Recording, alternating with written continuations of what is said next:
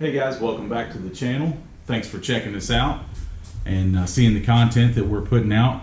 We've got a lot of great fishing tips, a lot of travel vlogs, fishing tournaments, and things like that. So thanks for checking us out. As always, if you are not a subscriber, please hit that subscribe button. Give us a thumbs up and share us. Help us grow the channel. We really appreciate you checking us out. So today I want to talk to you a little bit about, and I fish with my son a lot, but I want to talk to you a little bit about one of the most effective bass fishing lures or techniques to teach kids to catch bass or teach them how to catch bass. This technique is not new, but it's really grown in popularity really in the last couple years. And without this technique, it would be so hard to teach a kid of my son's age at 8 years old or under some fundamentals of bass fishing that are very crucial. One, detecting the bite. Two, the hook set. So when you're fishing is by far my absolute favorite way for teaching kids how to catch bass. And outside of topwater, obviously topwater is going to be my favorite, but topwater can be very tricky too on getting that hook set. This particular technique can be done with an old Zebco 202 or a 44, and it can be used on spinning gear or heavier gear. But it is so effective to catch finicky bass during the summer months, but really throughout the year. Maybe in the wintertime it's not as effective, but definitely from spring, summer through fall, absolutely the best technique and the best way to catch bass, and the easiest way to teach a kid how to catch bass, because they learn to detect the bite. They understand that the fish has the bait and that they have to apply pressure, and those are things that are really easy transition. And the bait that I'm talking about, and if you watch the channel, you know that I am obsessed with this technique because it just puts fish in the boat, and that is the NEKO rig.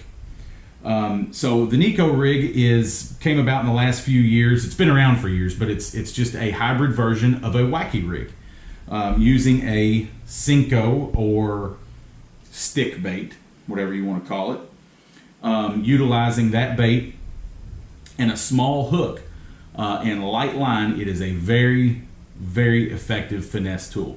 So here's a few video clips from me and Hunter from last weekend, I believe it was, or within the last couple weeks, catching some bass on Rough River Lake, and he definitely outfished me from the back of the boat with that little NEKO rig, and he absolutely loves it. We've got a few tournaments coming up, especially a video we're going to have out in a couple weeks, one of his youth tournaments where we absolutely sacked them up, and they were all on a NEKO rig.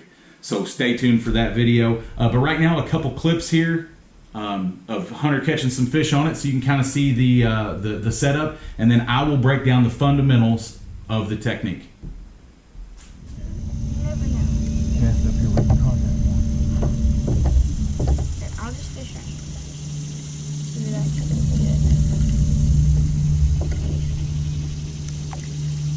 I'm going to cast where I caught that.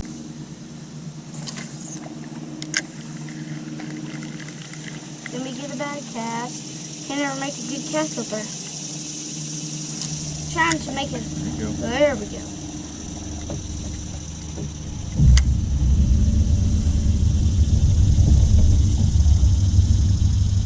Like a 500, dude. I was like, shark did. He was up underneath that rock, wasn't he? I'll go down. Got him. Good job, buddy. Yay! How big is that? Can we down? Yeah, he's a camera there. Hold him up. Hold my pole. Okay, I'll get you another worm out. You're right in front of the camera. Okay. Salt. What does salt do? Digging. He's got him. Yeah. Oh, did he come off? Nope, you Nope. still got him. Still got him. Oh, crap. Don't get in trouble. Good job. Swing him up here. Ooh. Pretty small. but still fish. Just bit me. Good job. Oh, spotted bass? No, he's a largemouth. Oh.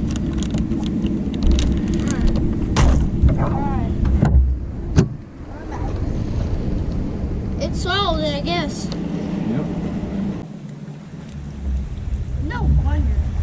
Catch fish. Guess you ain't forget what we swallowed. Forgetting. Can't forget it. Yeah, we keep it moving. I'm gonna cast out.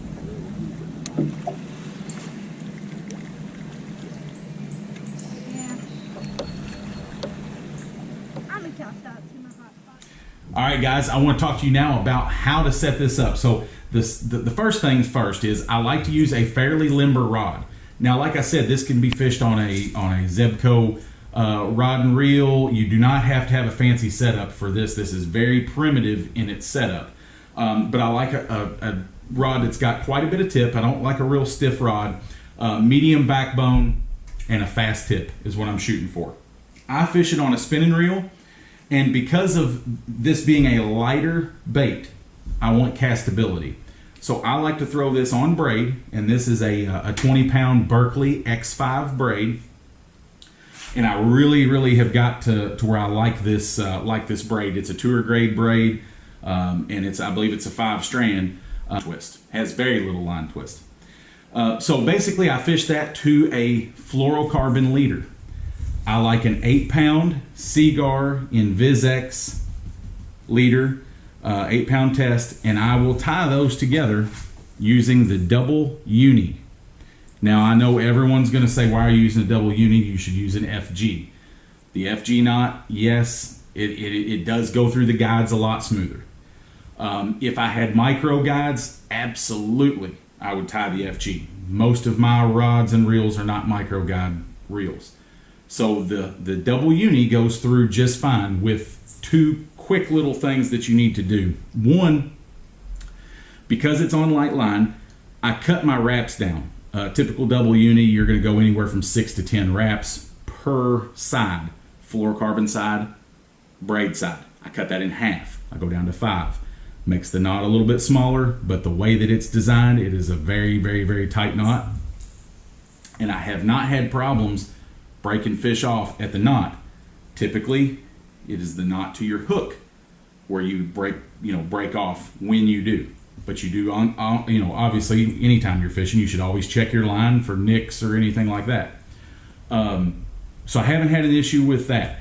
Second reason that I tie the double uni is it is so much faster than an FG for me. Now, take that to the bank, because there's other people who tie an FG faster than I can tie a double uni. But for me, I can tie a double uni knot very quickly. And the other thing I do with the knot is I put just a little bitty dab of super glue on each tag end to kind of help hold it down and in line with your main line. That's something you can do that'll help them go through the guides even smoother. I like the weedless wacky hook in a 2/0.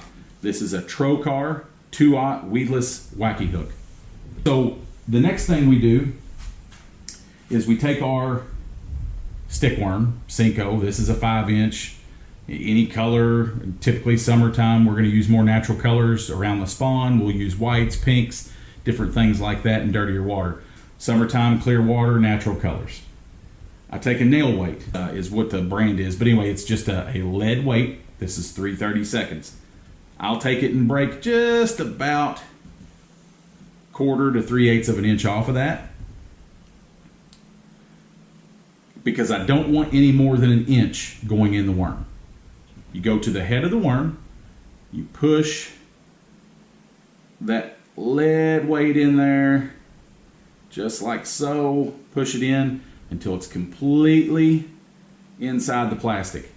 It's not visible at all inside the plastic. I'll push it in a little deeper, and then I will pull that worm, that plastic, back up over the end, and then I like to there again take another dab of super glue and put right there on the entry hole of the lead to kind of help keep that shut, and whenever you do have a fish on, it keeps from throwing that lead out. When I fish this NEKO rig, I do not like to fish it with an O-ring. like you would a traditional wacky style. I don't know why. Maybe it's just as effective, but I like the way it comes through the water better when you hook it through the plastic, which means you go through more plastic, you lose more lead weights, but I don't waste money on the weights buying the tungsten. Did that once, won't do it again. Lost a lot of money in tungsten nail weights from bass throwing the worm off the hook.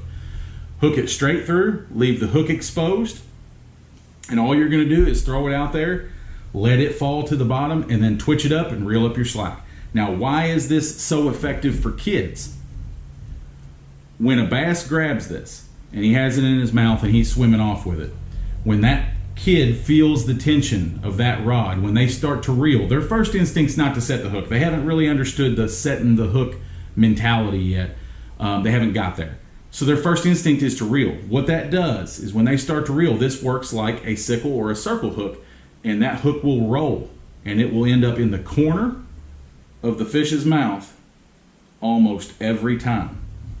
But that hook will turn and go in the corner of the mouth almost every single time without a hard hook set. And you can catch big fish on that little bitty hook, 4 or 5 pound fish, never have a problem. So guys, take a kid fishing.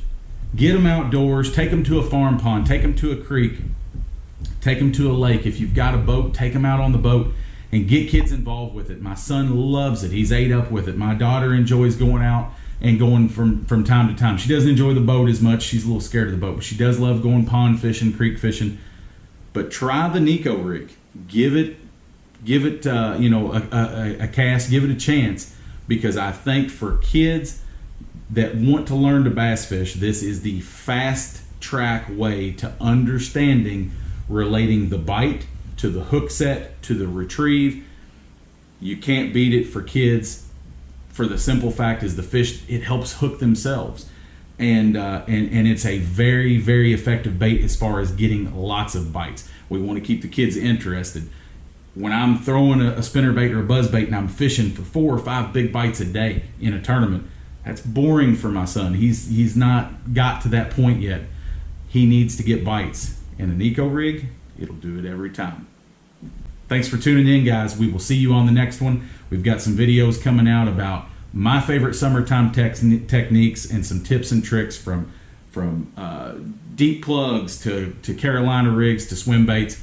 Those are all coming your way. Tight lines. We'll see you.